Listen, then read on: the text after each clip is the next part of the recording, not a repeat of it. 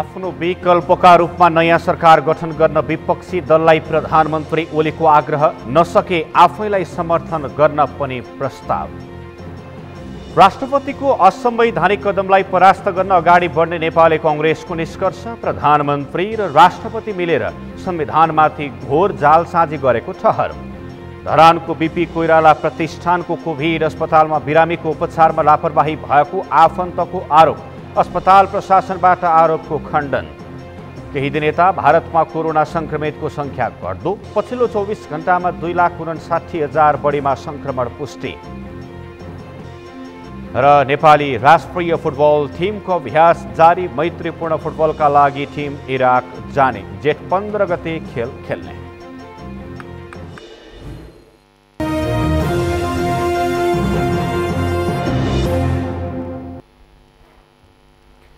नमस्कार, सगरमाथा समाचारमा स्वागत छ। म प्रसन्न ढुङ्गाना।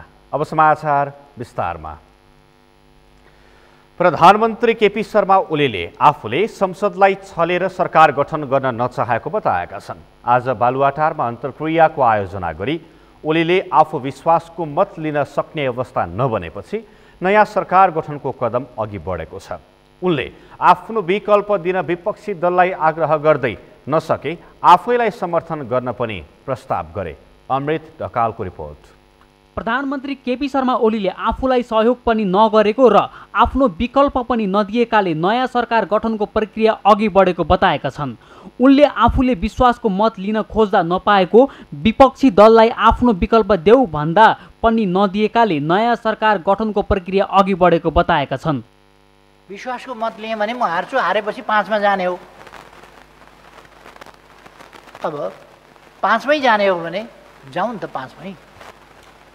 त्यसैबाट तपाईँहरू सरकार बनाउनुहोस् र नीति कार्यक्रम बजेट सबै पेश गर्नुहोस् भन्ने कुरा के यो सङ्घीय लोकतान्त्रिक गणतन्त्र विरुद्ध हुन्छ? के यो लोकतन्त्र विरुद्ध हुन्छ? के यो संविधान विरुद्ध हुन्छ? के यो आजको आवश्यकता विरुद्ध हुन्छ? के कोभिडका विरुद्ध संयुक्त ढङ्गले लड्ने हाम्रा आवश्यकताका विरुद्ध हुन्छ? यो प्रधानमन्त्री ओलीले राष्ट्रपति विद्यादेवी भण्डारीमाथि विपक्षी नेताले गरेको विरोधप्रति खेद प्रकट गरेका छन्। उनले राष्ट्रपति गणतन्त्रको प्रतीक भएकाले राष्ट्रपतिप्रति विरोध गर्नु गणतन्त्रलाई कमजोर बनाउने खेल भएको टिप्पणी गरे। प्रधानमन्त्रीले संविधानमा लेखेको कुरा के छ भने प्रधानमन्त्रीले जे सिफारिस गर्छ, मन्त्री परिषदको सिफारिस प्रधानमन्त्रीद्वारा जे राष्ट्रपति कहाँ जान्छ त्यही राष्ट्रपतिले गर्नुपर्छ। अनि राष्ट्रपति माथिको आक्रोश किन? यो गणतन्त्र विरुद्धको खेल हो। यो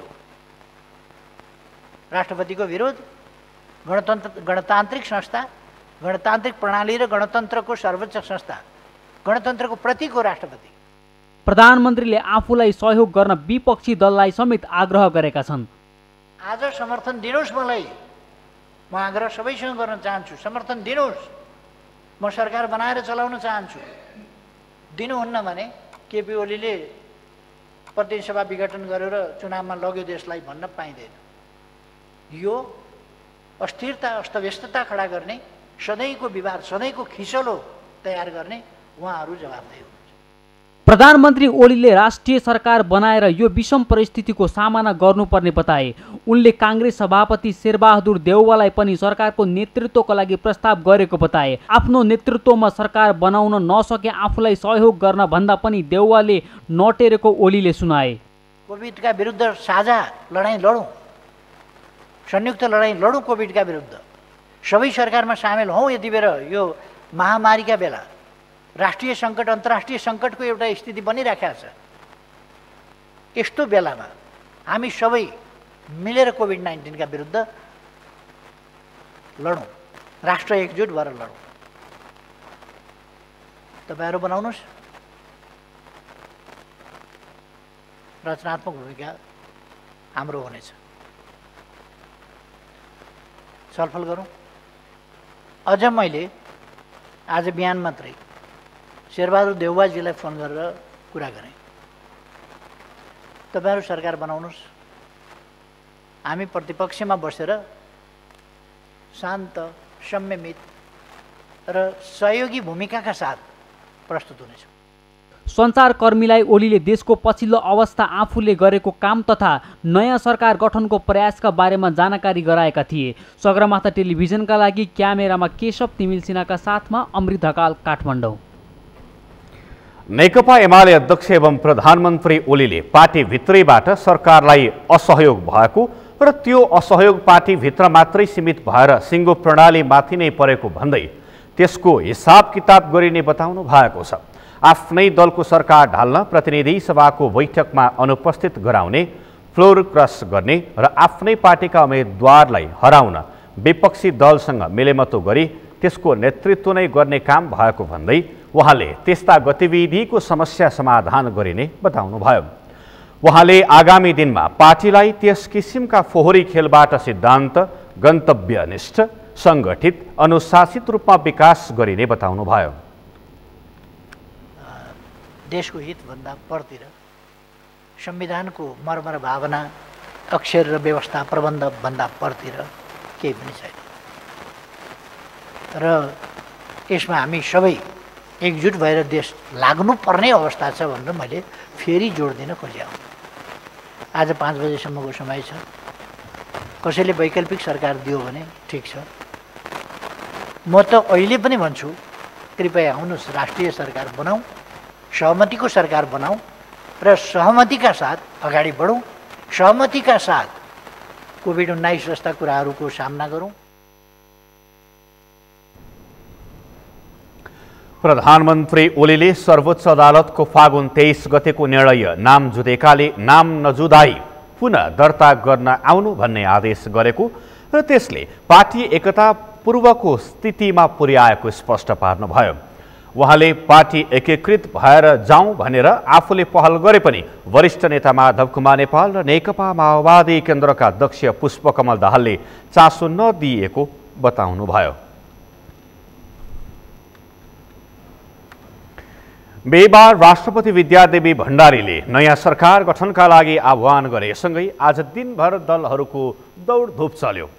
21 घण्टे समय सीमाभित्र प्रधानमन्त्री बन्न नेपाली कांग्रेस र नेकपा एमाले दलहरूसँग छलफल मात्र गरेनन्, राष्ट्रपति समक्ष प्रधानमन्त्रीको दाबी पनि पेश गरे।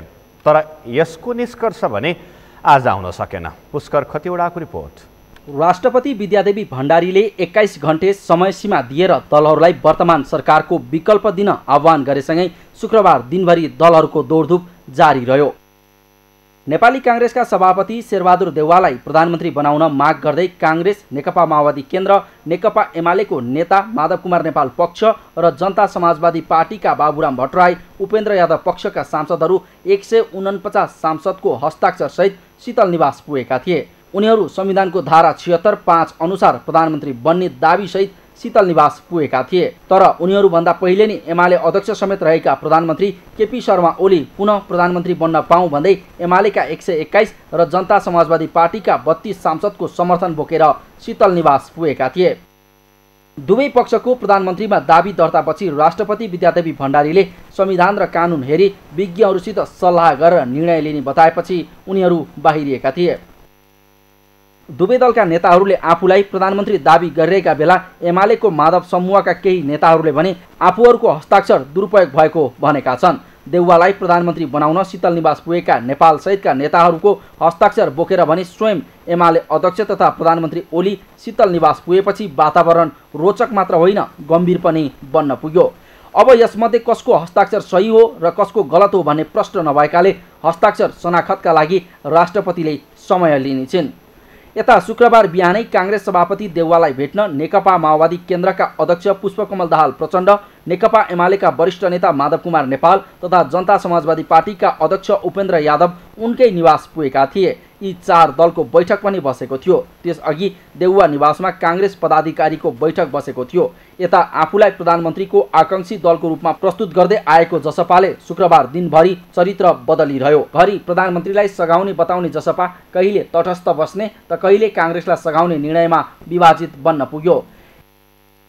यसैगरी प्रधानमन्त्री ओलीले शुक्रबार अकस्मात पत्रकार सम्मेलन गर्दै ठूलो दलको नेताको हैसियतले आफू उपधारा 5 बमोजिम नेतृत्वका लागि तयार रहेको बताए। उनले वैकल्पिक सरकार बनेमा पनि स्वागत गर्ने बताएका थिए।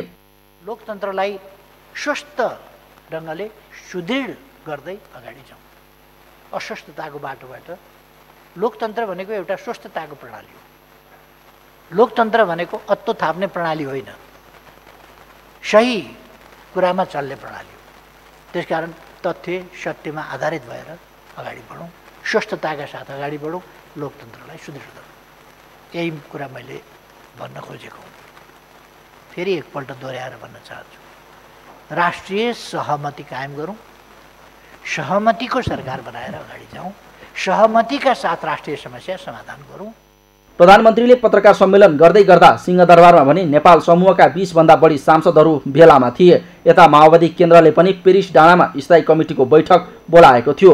यसअघि ओलीले देउवालाई राष्ट्रिय सरकार बनाउन प्रस्ताव गरेको भए पनि उनी सहमत भएनन्, जसका कारण शुक्रबार प्रधानमन्त्रीको पदको खेलमा दलहरूको दौडधुप निकै रोचक बन्न पुग्यो। सगरमाथा टेलिभिजनका लागि पुष्कर खतिवडाको रिपोर्ट। प्रमुख प्रतिपक्षी दल नेपाली कांग्रेस, नेकपा माओवादी केन्द्र, जनता समाजवादी पार्टीका डाक्टर बाबुराम भट्टराई पक्ष, नेकपा एमालेका माधव नेपाल पक्षीय सांसदहरूको हस्ताक्षर सहित शीर्ष नेताहरू राष्ट्रपति निवास शीतल निवास गएका छन्। 149 जना सांसदहरूको हस्ताक्षर सहित नेताहरू शीतल निवास गएको नेपाली कांग्रेसका नेता गगन थापाले बताउनुभयो।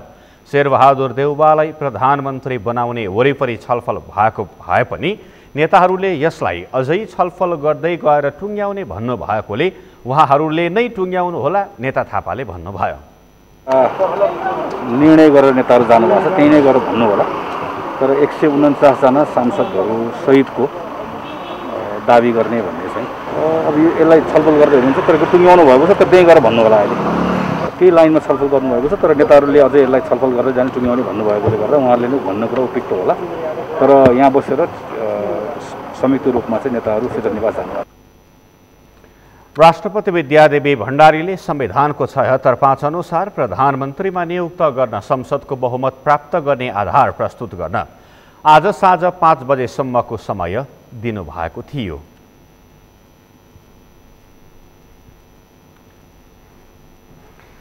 नेकपा एमालेको विवाद समाधान गर्न गठित कार्यदलमा वरिष्ठ नेता माधव नेपाल पक्षका सांसदहरूको भूमिकामाथि प्रश्न उठेको छ। आज सिंहदरबार स्थित अर्थ मन्त्रालयमा बसेको कार्यदलको बैठकमा राष्ट्रिय सभाको उपनिर्वाचनमा पार्टीको उम्मेद्वारलाई मतदान नगरेको तथा प्रधानमन्त्रीमा कांग्रेस सभापति शेरबहादुर देउवालाई समर्थन गरेको भन्दै भूमिकामाथि नै प्रश्न उठेको हो। बैठकमा नेता नेपाल पक्षका कार्यदलमा सहभागी नेताहरूले पुनः संसद विघटनको आशंका व्यक्त गरेका थिए। कार्यदल सदस्य प्रदीप कुमार गेवालीले संसद विघटन नहुने आश्वासन दिएको बताउनुभयो। प्रतिनिधित्व गर्ने राष्ट्रिय सभा सदस्यको उपनिर्वाचनमा देखिएका परिदृश्यहरू आज सरकार शेरबहादुर देउवालाई सरकार बनाउने सन्दर्भमा माधव नेपाल सहित कतिपय मान्यहरूका हस्ताक्षरका विषयहरू लगायतका विभिन्न प्रश्नहरूमा हामीले छलफलहरू गरेका छौँ। गेवालीले माधव नेपाल समूहका सांसदहरूले देउवालाई प्रधानमन्त्रीमा समर्थन गर्दै हस्ताक्षर गर्नु गम्भीर कुरा भएको टिप्पणी गर्नुभयो। कम्युनिस्ट पार्टीमा त्यस्तो कुराको कल्पना नगरिने भन्दै उहाँले कल्पना बाहिरका विषय उठेका र तिनको समीक्षा गर्दै समाधान गर्ने हरसम्भव प्रयत्नका साथ अघि बढ्ने बताउनुभयो। त्यो कुरामा आश्वस्त तुल्याउने कोसिसहरू गरेका छौँ। आज हामीले पनि निष्कर्ष निकालेका छैनौँ। विभिन्न कोणबाट छलफलहरू गरेर पार्टी एकतालाई जोगाउन हरसम्भव प्रयत्न गर्ने कुराकानीहरू गरेर उठेका छौँ। हामी छिट्टै फेरि बस्छौँ।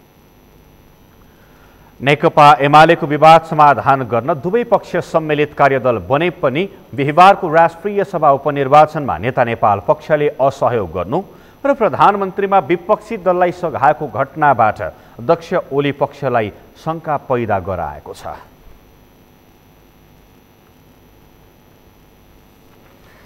नेपाली कांग्रेसले राष्ट्रपतिको असंवैधानिक कदमलाई परास्त गर्न अगाडि बढ्ने निष्कर्ष निकालेको छ। सभापति शेरबहादुर देउवा निवास बुढानी लकण्ठमा आज बिहान बसेको पदाधिकारी बैठकले पछिल्लो पटक पनि प्रधानमन्त्री र राष्ट्रपति मिलेर नेपालको संविधानमाथि घोर जालसाजी गर्ने काम भएको निष्कर्ष निकाल्दै त्यस विरुद्ध एकजुट भएर प्रतिकार गर्ने निर्णय गरेको हो। बैठकले संविधान र लोकतन्त्रको रक्षाका लागि अन्य दलहरूसँग छलफल गरेर अघि बढ्ने निर्णय गरेको छ। बैठकपछि सञ्चारकर्मीलाई प्रतिक्रिया दिँदै वरिष्ठ नेता रामचन्द्र पौडेलले प्रधानमन्त्री र राष्ट्रपतिबाट संविधानमाथि जालसाजी गर्ने काम भएको निष्कर्षका साथ त्यस विरुद्ध एकजुट हुने निर्णय भएको बताउनुभयो।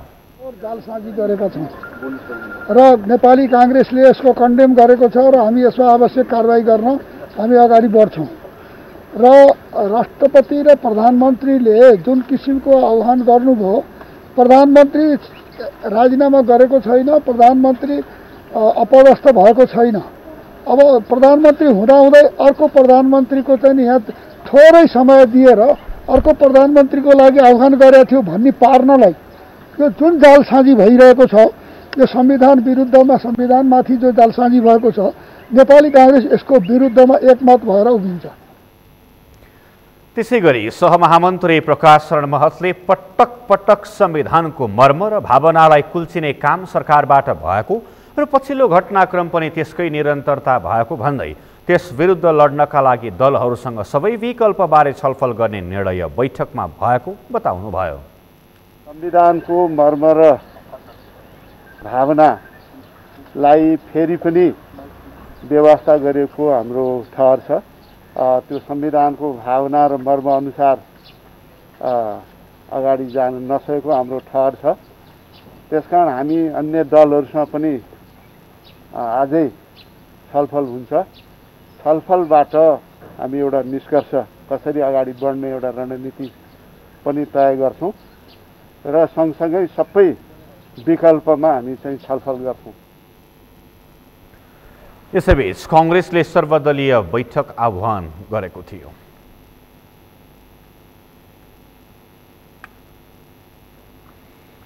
जनता समाजवादी पार्टी नेपालको महन्त ठाकुर राजेन्द्र महतो पक्षले आफूहरू नयाँ सरकार गठनको दौडमा नलाग्ने बताएको छ। आज सिंहदरबार स्थित संसदीय दलको कार्यालयमा आफू पक्षीय सांसदहरूको बैठकपछि प्रतिक्रिया दिँदै अध्यक्ष महन्त ठाकुरले आफूहरू विगतदेखि तटस्थ बस्दै आएको र अहिलेको अवस्था पनि त्यही नै रहेको बताउनुभयो। आफूहरू प्रधानमन्त्री केपी शर्मा ओली र सरकारको विरोधमा नरहेको पनि स्पष्ट पार्नुभयो।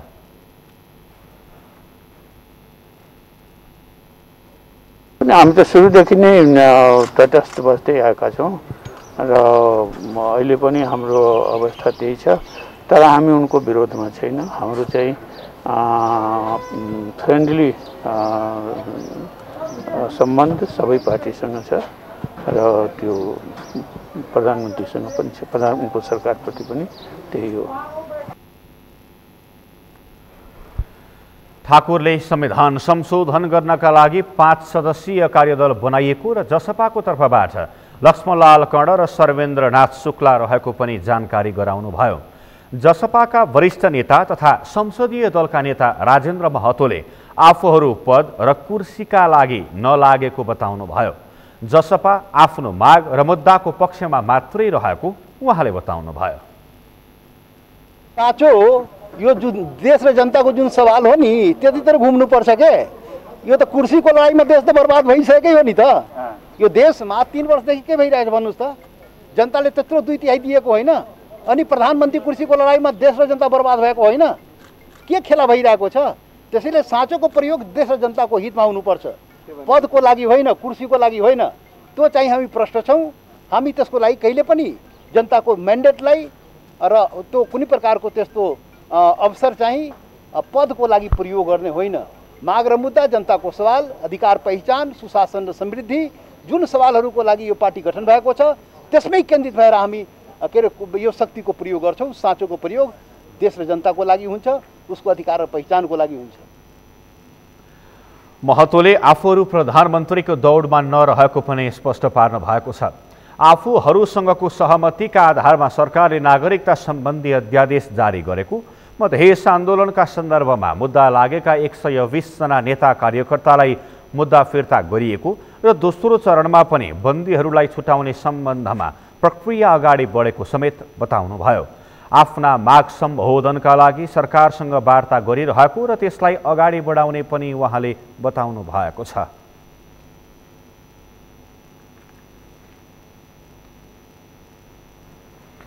उपप्रधानमन्त्री ईश्वर पोखरेलले छिमेकी मुलुक भारत र चीनबाट नेपालमा अक्सिजन प्राप्त हुन थालेको बताउनु भएको छ। आज काठमाडौँ महानगरपालिकाको सहयोगमा राधास्वामी सत्सङ्ग व्यास नेपाली सेना, अमेरिका नेपाल मेडिकल फाउन्डेसनको सहकार्यमा सामाखुसीमा स्थापना भएको थेरापी सहितको अक्सिजन केन्द्रको शुभारम्भ गर्दै उपप्रधानमन्त्री पोखरेलले छिमेकी मुलुकहरू भारत र चीन लगायतका देशबाट अक्सिजन लगायतका स्वास्थ्य सामग्री प्राप्त हुन थालेको बताउनु भएको हो। उहाँले अक्सिजन र भ्याक्सिनका लागि जतिसुकै बजेट लागे पनि जुन कुनै प्रक्रियाबाट भए पनि ल्याउने र जनताको जीवन रक्षा गर्न सरकार प्रतिबद्ध रहेको बताउनु भयो। हामीले छिमेकी मुलुक भारतसित, भारत सरकारसित, भारतका प्रधानमन्त्रीसित समेत कुराकानी गरेर हामीले अहिले विपुल अक्सिजन यहाँ न्यूनतम रूपमा हामीलाई चाहिने हिसाबले प्राप्त गर्न थालेका छौँ। यो खुसीको खबर पनि म तपाईँहरूलाई सुनाउन चाहन्छु।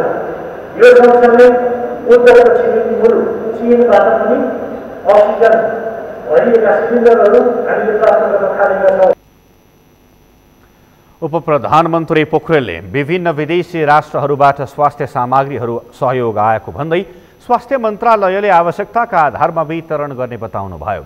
काठमाडौँको सामाखुसीमा काठमाडौँ महानगरपालिकाको आर्थिक सहयोगमा राधास्वामी सत्सङ्ग व्यास नेपाली सेना, अमेरिका नेपाल मेडिकल फाउन्डेसनको सहकार्यमा 88 बेडको थेरापी सहितको अक्सिजन केन्द्रको स्थापना गरिएको छ।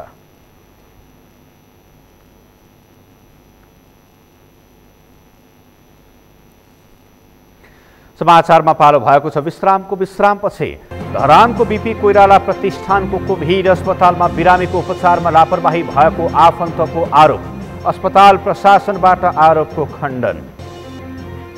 केही दिन यता भारतमा कोरोना संक्रमितको संख्या घट्दो, पछिल्लो 24 घण्टामा 2,59,000 बढीमा संक्रमण पुष्टि।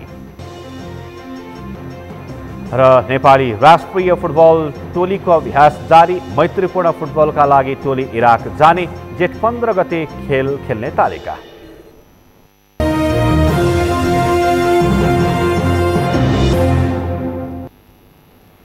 विश्रामपछि पुनः स्वागत छ। अब बाँकी समाचार। कोरोना संक्रमणका कारण नेपालमा पछिल्लो 24 घण्टामा 177 जनाको मृत्यु भएको छ। स्वास्थ्य तथा जनसङ्ख्या मन्त्रालयले जनाए अनुसार पछिल्लो 24 घण्टामा 177 जना कोरोना संक्रमित बिरामीको मृत्यु भएको हो, जस अनुसार नेपालमा हालसम्म कोरोनाका कारण मृत्यु हुनेको संख्या 6024 पुगेको छ। त्यसै गरी पछिल्लो 24 घण्टामा 8607 जना कोरोना संक्रमित थपिएका छन्। देशैभरि 22,353 आरटीपीसीआर र 873 एन्टिजेन परीक्षण गरिएकोमा 8607 जनामा कोरोना संक्रमण पुष्टि भएको मन्त्रालयले जनाएको छ। यो सँगै हालसम्म कोरोना संक्रमितको संख्या 4,97,052 पुगेको छ। पछिल्लो 24 घण्टामा काठमाडौँ उपत्यकामा 2,411 जनामा कोरोना संक्रमण पुष्टि भएको छ। स्वास्थ्य मन्त्रालयका अनुसार काठमाडौँमा 1,752, भक्तपुरमा 259 र ललितपुरमा 400 जनामा कोरोना संक्रमण पुष्टि भएको हो।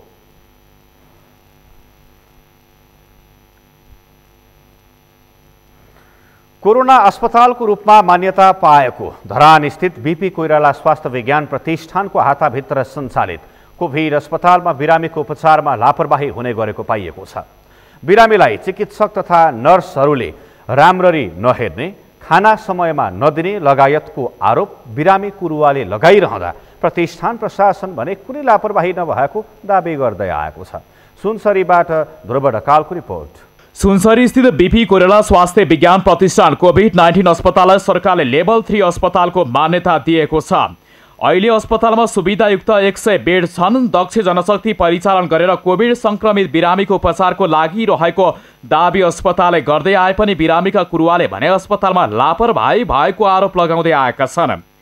छोरालाई कोभिड भए पनि उपचारको लागि प्रतिष्ठान आएका छविराम नेपालीले बिरामीलाई समयमा खाना नदिने र बिरामीको अवस्थाको बारेमा पनि जानकारी नगर्ने गरेको बताएका छन्।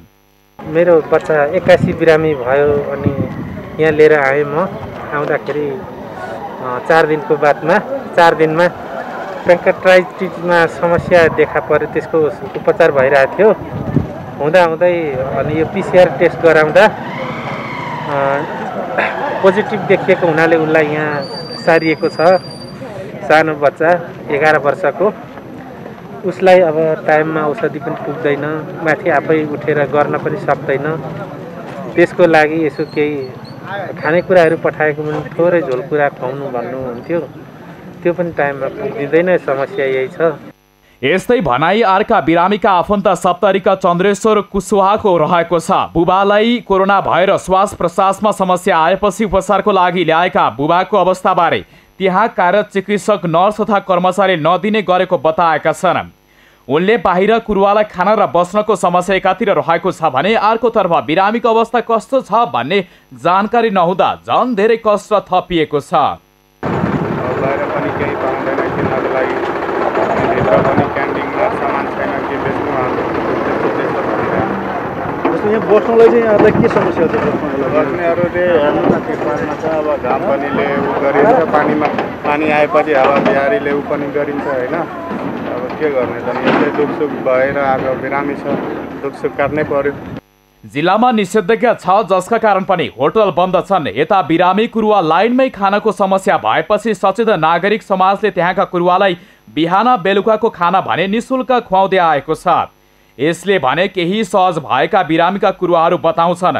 यता अस्पतालले भने बिरामीको उपचार प्रभावकारी रूपमा भइरहेको जानकारी गराएको छ।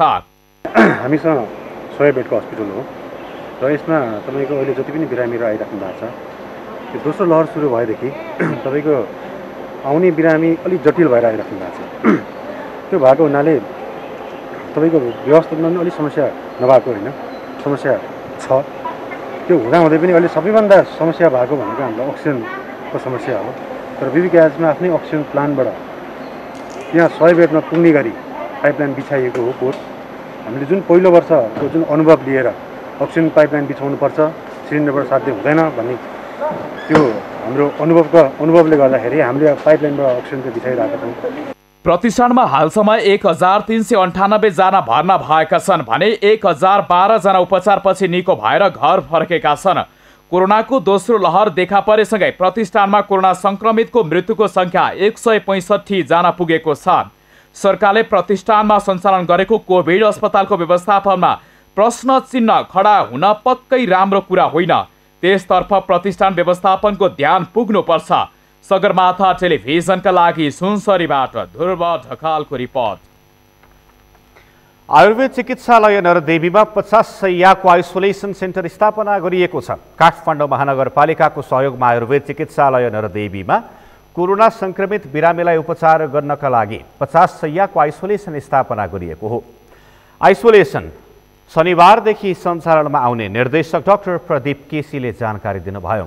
आइसोलेसनमा कोभिड-19 संक्रमित बिरामीहरूका लागि आधुनिक चिकित्सा सँगसँगै आयुर्वेदिक जीवनशैली, योग, श्वास प्रश्वासको व्यायाम र विभिन्न मनोसामाजिक परामर्श सहित उपचार गरिने पनि डाक्टर केसीले बताउनुभयो। हामीले 19 को महामारीलाई लक्षित गरी 50 शय्यायुक्त आइसोलेसन सेन्टर जसमा चाहिँ एचडीयू हाई डिपेन्डेन्सी युनिट सहितको उपचार सेवा ल्याएका छौँ। यो भोलि बिहानदेखि यो सुरुवात हुन्छ। यसको शुभारम्भ कार्यक्रम सम्पन्न भएको छ। यसको मुख्य विशेषता भनेको हामी यो कोभिड-19 को म्यानेजमेन्टमा आधुनिक चिकित्सा सँगसँगै आयुर्वेदको जीवनशैली, योग, प्राणायाम र ब्रिदिङ एक्सर्साइज जुन भन्छौँ, विभिन्न थेरापी, कपिङ थेरापीहरू र जुन हामीले बिरामीहरूलाई चाहिँ मनोसामाजिक परामर्श र सप्त अवजय मानसिक रूपमा उहाँहरूलाई सान्त्वना दिने यी चिकित्साहरू सहित र विभिन्न श्रव्य दृश्य मार्फतबाट बिरामीहरूलाई हाई फ्लो अक्सिजनसम्मको उपचारको लागि हामी तयारी अवस्थामा छौँ। आइसोलेसनमा 50 शय्यामध्ये 25 शय्यामा भने एचडीयू बेड र हाई फ्लो अक्सिजनको समेत सुविधा भएको निर्देशक केसीले जानकारी दिनुभयो।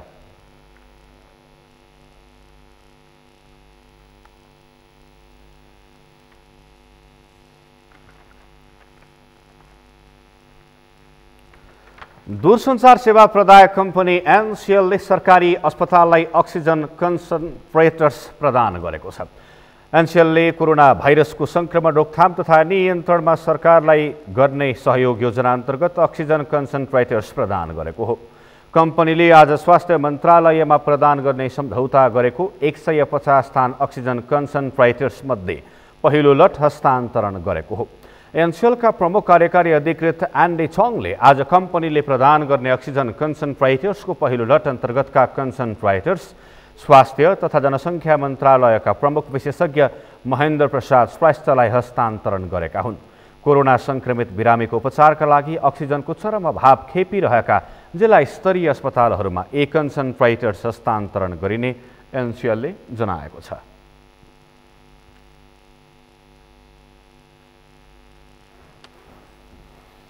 कास्कीमा निषेधाज्ञाका बीच सवारी साधन सञ्चालनमा कमी आएको छैन। नेपालमा कोरोनाको संक्रमण तीव्र रूपले बढ्न थालेपछि कास्कीमा जिल्ला प्रशासन कार्यालयले अति आवश्यक काम बाहेक हिँडडुल गर्न रोक लगाएको भए तापनि विभिन्न प्रयोजन र विभिन्न वाहनामा अत्याधिक मात्रामा सडकमा सवारी साधनहरू गुडिरहेका छन्।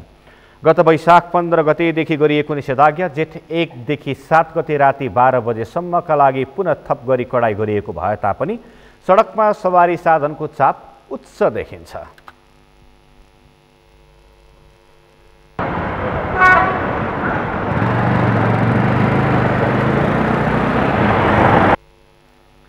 कास्कीमा कोरोना संक्रमितको संख्या दैनिक रूपमा वृद्धि हुनु र सवारी साधन सञ्चालनमा कमी नआउँदा संक्रमण झनै बढ्न सक्ने भन्दै सर्वसाधारणहरू समेत चिन्तित भएका छन्। महामारीको रूपमा फैलिएको कोरोना भाइरसको दोस्रो लहर कामचोर निर्माण व्यवसायका लागि ढिलासुस्ती गर्ने बहाना बनेको छ।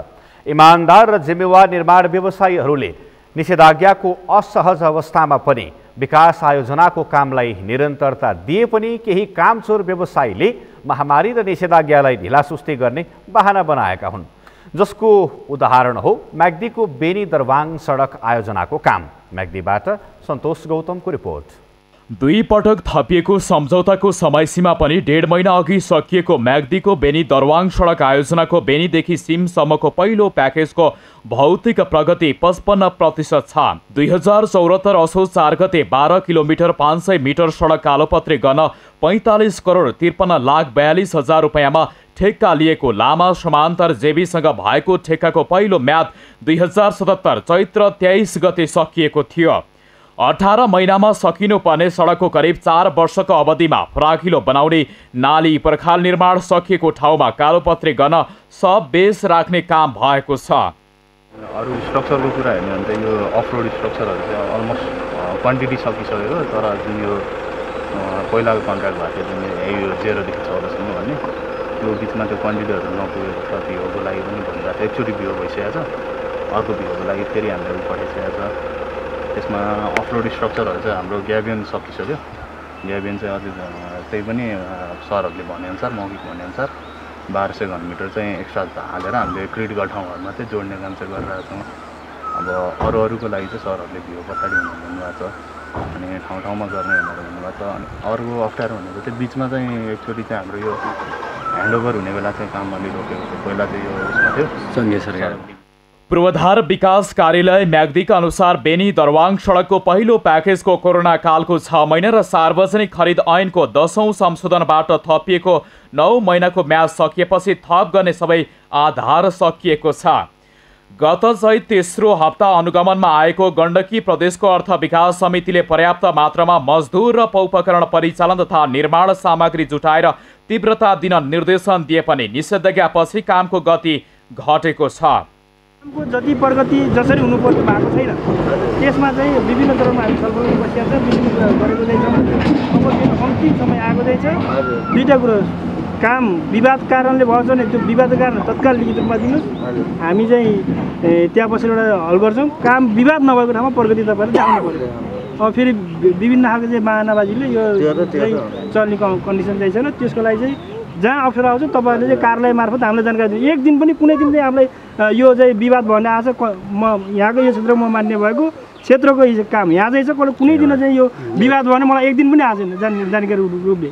मैले बारम्बार डिसी साहबलाई बारम्बार के कारणले भन्दा विगत चाहिँ अलिकति बाढी पहिरोको समस्या त्यो अलिकति 16 वर्ष अघि मार्ग खुलेको म्याग्दीको लाइफलाइन मानिएको 24 किलोमिटर दूरीको बेनी दरवाङ सडकको दोस्रो प्याकेजमा पर्ने सिमदेखि लामपाटा खण्डको 3 किलोमिटर 600 मिटर सडक निर्माणको लागि ठेक्का प्रस्ताव आह्वान गरिएको छ।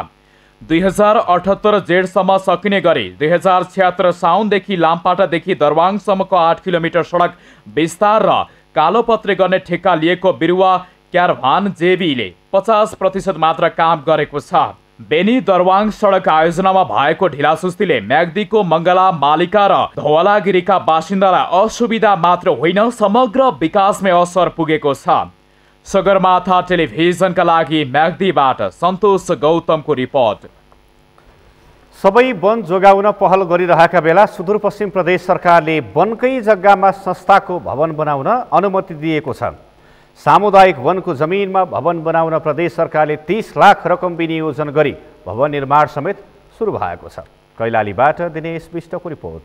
वन अतिक्रमण हुन नदिन सरकारले नै नीति नै बनाएर अभियान चलाएको छ। तर सुदूरपश्चिम प्रदेश सरकारले सामुदायिक वनकै जमिनमा भवन बनाउन 30 लाख रकम दिएको खुलेको हो। शहरी विकास तथा भवन निर्माण डिभिजन कार्यालय धनगढीबाट जनयुद्धका घाइते अपाङ्ग संरक्षण मञ्च नामक संस्थासँग गोदावरी नगरपालिका कैलालीको दुर्गा लक्ष्मी सामुदायिक वनको जमिनमा भवन बनाउनका लागि 30 लाख रकम विनियोजन गरेर भवन निर्माण सुरु भएको छ।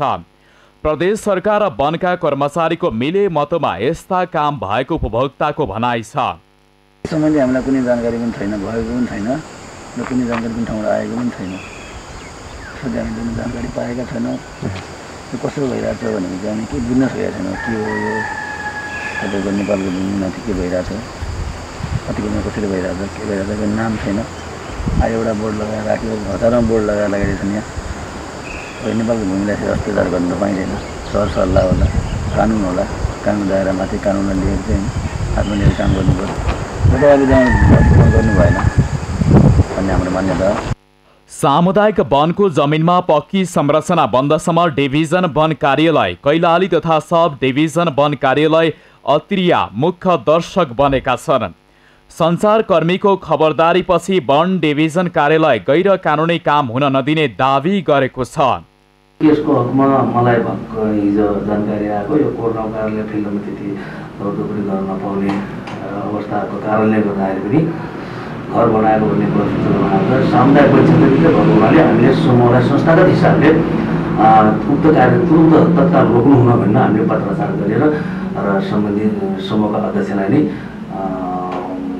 पत्राचार गरी र सो समूहले संस्थागत हिसाबले त्यसलाई रोक्ने र हटाउने पहलमा आवश्यक सम्पूर्ण सरकारी निकायहरूको समन्वय सहकार्य गर्ने गरी त्यसलाई तत्काल रोक्न हामीले परिपत्र गरिसकेका छौँ।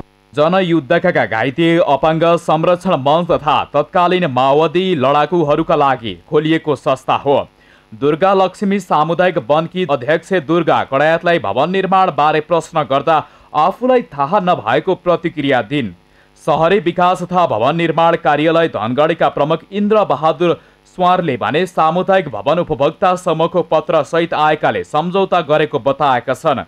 डिभिजन वन कार्यालय धनगढीले भने अनुसार सामुदायिक वनको अनुमति भए भवन निर्माण गर्न पाउने हुँदा आफूले सम्झौता गरेको उनले बताए। यो जनचासोको विषयलाई छलफलका माध्यमबाट चाँडै टुङ्गाउनु पर्छ। सगरमाथा टेलिभिजनका लागि कैलालीबाट दिनेश विष्टको रिपोर्ट। समाचारमा फेरि एकैछिन विश्रामपछि केही दिन यता भारतमा कोरोना संक्रमितको संख्या घट्दो पछिल्लो 24 घण्टामा 2,59,000 बढीमा संक्रमण पुष्टि। र नेपाली राष्ट्रिय फुटबल टिमको अभ्यास जारी, मैत्रीपूर्ण फुटबलका लागि टोली इराक जाने, जेठ 15 गते खेल्ने तालिका।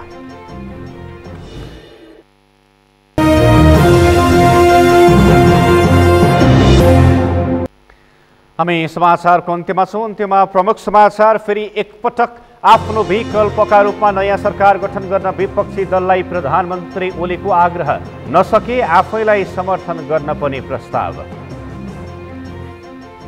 राष्ट्रपतिको असंवैधानिक कदमलाई परास्त गर्न अगाडि बढ्ने नेपाली कांग्रेसको निष्कर्ष, प्रधानमन्त्री र राष्ट्रपति मिलेर संविधानमाथि घोर जालसाजी गरेको ठहर। धरानको बीपी कोइराला प्रतिष्ठानको कोभिड अस्पतालमा बिरामीको उपचारमा लापरवाही भएको आफन्तको आरोप। अस्पताल प्रशासनबाट आरोपको खण्डन। केही दिन यता भारतमा कोरोना संक्रमितको संख्या घट्दो। पछिल्लो 24 घण्टामा 2,59,000 बढीमा संक्रमण पुष्टि। र नेपाली राष्ट्रिय फुटबल टिमको अभ्यास जारी। मैत्रीपूर्ण फुटबलका लागि टोली इराक जाने। जेठ 15 गते खेल खेल्ने तालिका। सगरमाथा समाचार अहिलेलाई सकियो। तपाईँ समाचार बुलेटिनका साथै सगरमाथा टेलिभिजनका सम्पूर्ण कार्यक्रम www.sagarmatha.tv मा पनि पढ्न र हेर्न सक्नुहुनेछ। साथै युट्युबमा youtube.com/sagarmatha TV नेपालमा हेर्न सक्नुहुनेछ। तपाईँ हामीलाई फेसबुकमा पनि facebook.com/YesTV नेपालमा फलो गर्न सक्नुहुनेछ। समाचारको शिखर, नेपालको गौरव, नेपालको पहिलो न्युज च्यानल सगरमाथा टेलिभिजन हेर्दै गर्नुहोला। नमस्कार।